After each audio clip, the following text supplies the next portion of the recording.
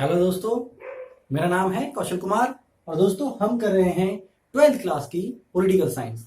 तो चलिए दोस्तों, आज हम आपको कराते हैं वीडियो का सेकंड पार्ट। अभी तक हमने वीडियो का फर्स्ट पार्ट करा दिया है और हम ये कर रहे हैं सेकंड चैप्टर पॉलिटिकल साइंस, ठीक है ना। तो 12th क्लास का ये हमारा सेकंड चैप्टर है पॉलिटिकल साइंस का, जिसका नाम है दो ध्रुवीयता का अंत। तो अभी तक हम आपको बता चुके हैं कि सोवियत संघ का जो सोवियत संघ प्रणाली क्या थी और उसका विघटन हमारा कैसे हुआ और किस प्रकार से हमारा अंतरराष्ट्रीय जो नई अर्थव्यवस्था थी वो क्या थी, तो और सोवियत संघ के विघटन के क्या क्या कारण हमारे रहे हैं। तो अभी वीडियो का ये चैप्टर का थोड़ा सा अगला पार्ट है, वीडियो का भी अगला पार्ट है। तो इसमें हम आज शॉक थेरेपी क्या होता है और शॉक थेरेपी के क्या परिणाम रहे ये समझेंगे। और इसके बाद अगर हम बात करते हैं सोवियत संघ और भारत के जो संबंध थे वो कैसे थे, और जब हमारा 1990 के बाद सोवियत संघ का विघटन हो गया तब भारत की कैसी स्थिति हुई या कैसी स्थिति होनी थी, वो हम आपको थोड़ा सा समझाने का प्रयास करेंगे और इसी के साथ हमारा चैप्टर समाप्त हो जाएगा। तो चलिए स्टार्ट करते हैं। शॉक थेरेपी, जैसा कि दोस्तों बता रखा है कि 1990 में हमारा वर्ल्ड बैंक और IMF, ठीक है ना, तो इंटरनेशनल मनी फंड है ये आपका, तो विश्व बैंक और अंतरराष्ट्रीय मुद्रा कोष के द्वारा एक मॉडल निर्देशित किया गया था जिसको हम शॉक थेरेपी के रूप में देखते हैं। विश्व बैंक और अंतरराष्ट्रीय जो मुद्रा कोष है उस पर क्योंकि USA का हमारा क्या है, प्रभुत्व है, इसीलिए इन्होंने एक मॉडल पारित किया और उस मॉडल का पूरा उद्देश्य था कि पूंजीवादी विचारधारा को बढ़ावा देना और पूंजीवादी जो हमारी अर्थव्यवस्था है या पूंजीवादी जो विचारधारा है उसको पूरे संपूर्ण विश्व के अंदर फैला देना। और पूंजीवादी मॉडल था और इसका उद्देश्य यही था कि जो हमारा पूंजीवाद है उसको लगातार बढ़ावा देना और उसका विकास करना। इसको एक संज्ञा दी गई, आघात पहुंचाकर उपचार करना। इसको एक संज्ञा मिली, हमारा आघात पहुंचाकर उपचार करना। इसका मतलब ये था कि जो अमेरिका था उसने खुद ही आघात पहुंचाया और खुद ही उपचार कर रहा था, यानी कि साम्यवादी अर्थव्यवस्था का उसने खुद ही विनाश किया और उसका अब वो पुनर्सृजन करना चाह रहा था अपने तरीके से पूंजीवादी अर्थव्यवस्था के रूप में उसको कन्वर्ट करके। इसीलिए साम्यवादी जो अर्थव्यवस्था थी उसका विनाश हो गया, उसका खात्मा हो गया और इसी मॉडल को हमारा शॉक थेरेपी के नाम से जाना जाता है। इसी को हम शॉक थेरेपी कहते हैं। तो शॉक थेरेपी क्या थी? 1990 में विश्व बैंक और अंतरराष्ट्रीय मुद्रा कोष के द्वारा एक निर्देशित मॉडल था जिसका उद्देश्य पूंजीवादी अर्थव्यवस्था को बढ़ावा देना, उसका विकास करना और आघात पहुंचाकर उपचार करने की संज्ञा भी इसको दी जाती है। यही हमारी शॉक थेरेपी थी जिसने पूरी तरीके से साम्यवादी जो अर्थव्यवस्था थी उसको नष्ट करके रख दिया, ध्वस्त करके रख दिया। आइए, जब जो हमारी शॉक थेरेपी थी इसके क्या क्या परिणाम निकले इसको जरा समझते हैं। तो सबसे पहले बेरोजगारी। जी हाँ, जब साम्यवादी अर्थव्यवस्था हमारी समाप्त हो गई, सोवियत संघ हमारा समाप्त हो गया और जो 15 नए गणराज्य उभर कर सामने आए, अब उनके सामने एक बहुत बड़ी समस्या थी, बहुत बड़ी चुनौती थी और वो थी हमारी बेरोजगारी। क्योंकि यहाँ पर लगातार बेरोजगारी बढ़ती जा रही थी, क्योंकि यहाँ पर साम्यवादी जो प्रणाली थी वो पूरी तरीके से नष्ट हो गई थी और सोवियत संघ में वो पश्चिमी देशों के मुकाबले काफी सारा पिछड़ चुका था। इसलिए पिछड़ चुका था क्योंकि उसने अपनी जो धन का अधिकतम जो हमारा अंश था वो पूरी तरीके से परमाणु हथियारों के निर्माण में लगा दिया। और यहाँ पर कहीं ना कहीं ये हमारे जब सोवियत प्रणाली नष्ट हो गई तो बहुत ज्यादा लोगों पर प्रभाव पड़ा और यहाँ पर हमारा बेरोजगारी छाने लगी। इसके बाद अगर हम अगला बात करें तो निजीकरण। जी हाँ, निजीकरण को बढ़ावा मिला शॉक थेरेपी आने से। शॉक थेरेपी आने से निजीकरण को बढ़ावा इसलिए मिला क्योंकि जब हमारा साम्यवादी अर्थव्यवस्था थी तो उसमें हमारा केंद्रीकृत शासन था और केंद्रीकृत शासन के अंदर उसमें पूरा का पूरा जितना हमारा संसाधनों का, यानी कि औद्योगिक जो हमारे उद्योग थे या हमारे उत्पादन के और वितरण के जितने भी संसाधन थे उन पर पूरी तरीके से सरकार का नियंत्रण होता था। लेकिन शॉक थेरेपी मॉडल आ जाने से इन्होंने क्या करा कि निजीकरण को लगातार बढ़ावा दिया। जी हाँ, निजीकरण को इन्होंने लगातार बढ़ावा दिया। तो इस प्रकार से हमारा निजीकरण को बढ़ावा मिला। फिर हमारा अगला जो प्रभाव पड़ा वो था हमारा मुद्रास्फीति। जी हाँ, मुद्रास्फीति। मुद्रास्फीति देखिए भैया, ये कॉन्सेप्ट है हमारा इकोनॉमिक्स का। आप लोगों के पास, काफी सारे लोगों के पास इकोनॉमिक्स हो सकता है और काफी सारे लोगों के पास इकोनॉमिक्स नहीं भी हो सकता है। तो इसको हम सीधी सी और सिंपल सी भाषा में समझाएंगे कि मुद्रास्फीति क्या है। ऐसे करके जरा समझने का प्रयास कीजिएगा कि मुद्रा का मूल्य जब कम हो जाता है तो उसको हम मुद्रास्फीति कहते हैं। उसको हम क्या कहते हैं? मुद्रास्फीति कहते हैं। अब इसको एक उदाहरण हम देंगे और उस उदाहरण की सहायता से आप इसको समझने का प्रयास कीजिएगा कि हमारा जो मुद्रास्फीति है वो क्या होता है। मान लीजिए कि ये हमारा एक पेन है और प्रेजेंट टाइम में इसकी हमारी जो कीमत है वो 10 रुपया है। कितना रुपया है? 10 रुपये हमारी इसकी कीमत है। इसकी कीमत कितनी है दोस्तों? 10 रुपये। जी हाँ, और हमने 10 रुपये में ये पेन एक हमारा खरीद लिया। लेकिन आज से 1 साल बाद, जी हाँ, आज से 1 साल बाद यही पेन हमको कितने रुपए मिल रहा है? 15 रुपये में मिल रहा है। यही पेन हमको कितने रुपए में मिल रहा है?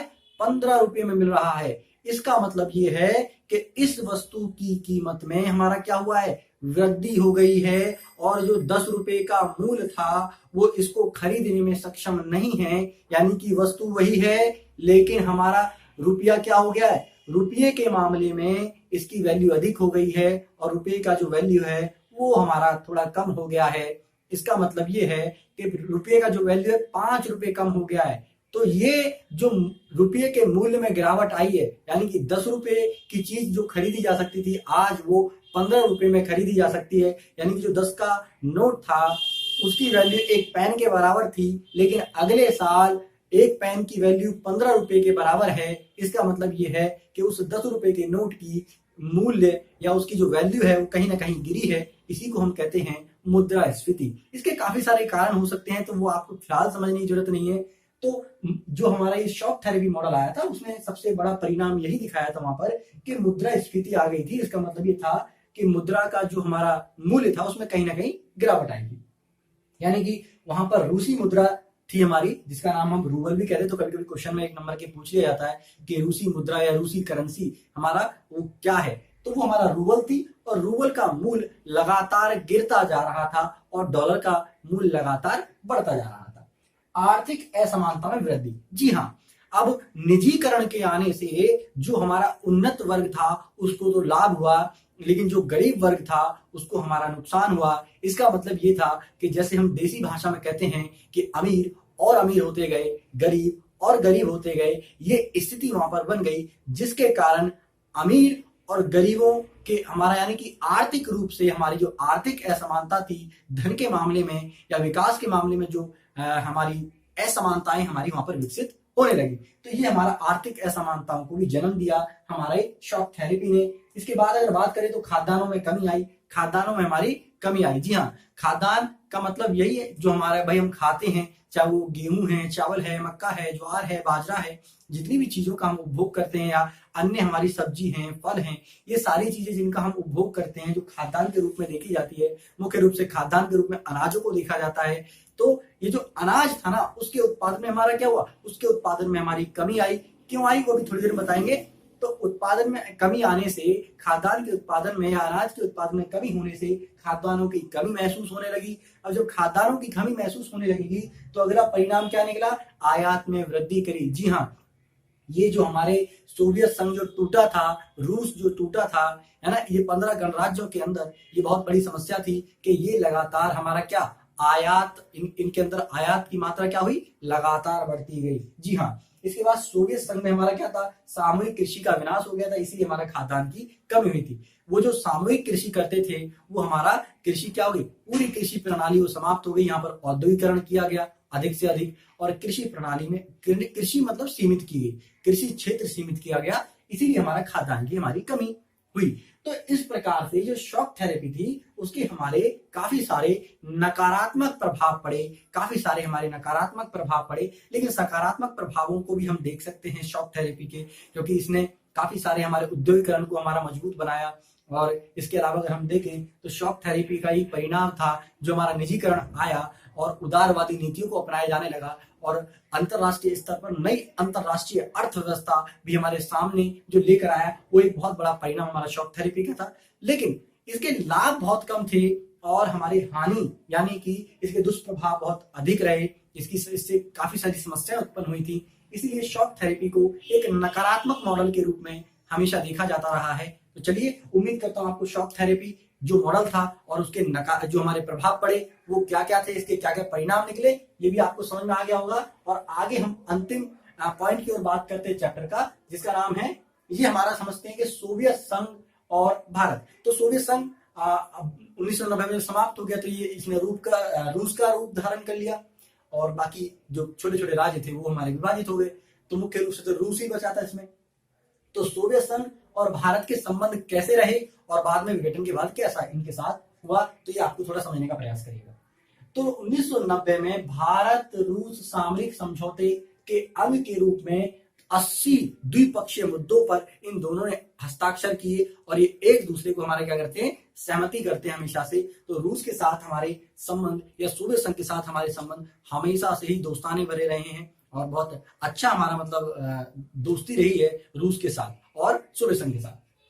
आगे अगर बात करें तो पश्चिमी एशिया में लगातार व्यापार विकास में सहायता। जी हाँ, दोनों ही देशों में अगर हम बात करते हैं चीन, तो चीन के साथ हमारे व्यापारिक संबंध इतने अच्छे नहीं थे, लेकिन रूस ने हमको काफी सारा सपोर्ट किया, इसलिए चीन के साथ हमारे जो व्यापारिक संबंध थे वो अच्छे हुए। तो ये भी हमारा एक अच्छा पॉइंट ऑफ व्यू था। और कश्मीर मुद्दे पर इसने हमेशा हमारा समर्थन किया है। कश्मीर मुद्दे पर जो हमारा रूस था या सोवियत संघ था वो हमेशा हमारे समर्थन में बात करता था। ऊर्जा के विकास में भी इसने हमको काफी सारी सहायता करी है। आतंकवाद का विरोधी ये भी है और आतंकवाद के विरोधी हम भी हैं। और जब हमने यूएनओ में आतंकवाद के विरुद्ध कोई भी मतलब टॉपिक उठाया है तो उन्होंने हमारा सपोर्ट किया भारत का। और आर्थिक, सामाजिक, राजनीतिक और सैन्य और सांस्कृतिक विकास को वो हमेशा बढ़ावा देता है हमारा और हमेशा हमको सहायता करता है आर्थिक रूप से भी जब हमको जरूरत पड़ती है। और काफी सारे सैनिक अभियान जब होते हैं तो वो भी हमको इन्विटेशन देता है। और हमारी दोनों देशों की सेना यानी कि हमारी भी और रूस की या सोवियत संघ की, ये हमारा क्या होता है, इनकी सेनाएं हमारा एक साथ मतलब सैनिक अभियान भी हमारी करते हैं और काफी कुछ सीखने को भी मिलता है भाई, जाहिर सी बात है। तो हमको काफी सारा फायदा होता है।